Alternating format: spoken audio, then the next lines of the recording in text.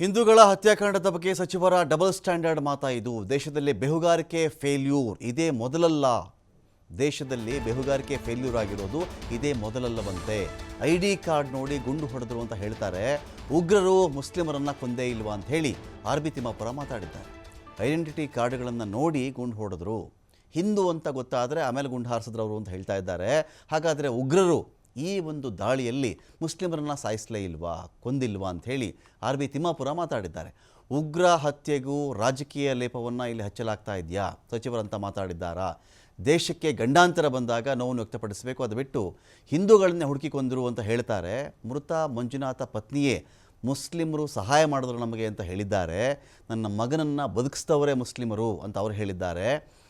ಯಾರೋ ಇಲ್ಲಿ ಜಾತಿ ಕೇಳಿ ಧರ್ಮ ಕೇಳಿ ಹೊಡೆದ್ನಾ ಸಾಯಿಸದ್ನಾ ಅನ್ನೋ ಒಂದು ಪ್ರಶ್ನೆಯನ್ನು ಇಲ್ಲಿ RB ತಿಮ್ಮಾಪುರ ಕೇಳಿದ್ದಾರೆ. ಅವರು ಹೇಳಿದ್ರು, ಇವತ್ತು ನನ್ನ ಮಗನ ಬದುಕಿಸ್ತಕ್ಕ ಮುಸ್ಲಿಮ. ನೋಡಿ, ಆಘಾತಕ್ಕೆ ಈಡಾಗಾದಾಗ ಮನುಷ್ಯ ಸಹಜವಾಗಿ ಇದನ್ನು ತಪ್ಪಿರ್ಬೋದು. ನೋಡಿದಾಗ ಎಷ್ಟು ಮುಸ್ಲಿಂ ಯುವಕರು ಹಿಂದೂಗಳನ್ನ ರಕ್ಷಣೆ ಮಾಡಿ. ನಾನು ತಿಳಿದಂಗೆ ಮುಸ್ಲಿಮ್ನ ಯಾಕೆ ಕೊಂದ್ರು? ಮತ್ತೆ ಮುಸ್ಲಿಮ್ನ ಯಾಕೆ ಕೊಂದ್ರು?